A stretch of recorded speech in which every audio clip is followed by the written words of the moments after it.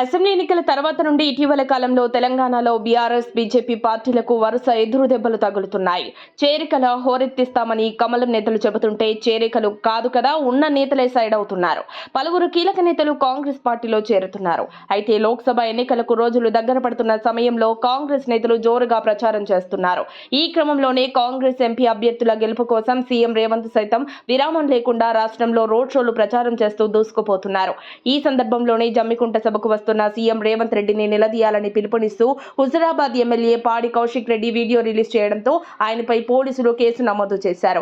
ఎన్నికల కోడ్ను ఉల్లంఘిస్తూ కాంగ్రెస్ ప్రచారానికి భంగం కలిగించేలా సీఎం సభను అడ్డుకునేలా ప్రజలను రెచ్చగొడుతూ వీడియోలో మాట్లాడారని జమ్మికుంట బ్లాక్ కాంగ్రెస్ అధ్యక్షుడు మొలుగురి సదయ పోలీసులకు ఫిర్యాదు చేశారు. దీంతో కేసు నమోదు చేసినట్లు జమ్మికుంట టౌన్ సీఐ రవి వెల్లడించారు. హుజురాబాద్ నియోజకవర్గ ప్రజలంతా సీఎం రేవంత్ రెడ్డిని ఇచ్చిన హామీలు ఏమయ్యాయని ప్రశ్నించండి. మళ్లీ దొరకడని ఏప్రిల్ 29న ఎమ్మెల్యే పాడి కౌశిక్ రెడ్డి సోషల్ మీడియాలో ఓ వీడియో రిలీజ్ చేశారు. ఇది ప్రజలను రెచ్చగొట్టేలా ఉందంటూ పోలీసులు బీఆర్ఎస్ ఎమ్మెల్యే కౌశిక్ రెడ్డిపై కేసు ఫైల్ చేశారు. మొత్తానికి ఎరక్కపోయి ఇరుక్కున్నట్లు బారాస ఎమ్మెల్యే కౌశిక్ రెడ్డి తీరు ఉందని వార్తలు వినిపిస్తున్నాయి. మరిన్ని అప్డేట్స్ కోసం మా కాయ్ టీవీని సబ్స్క్రైబ్ చేసుకోండి.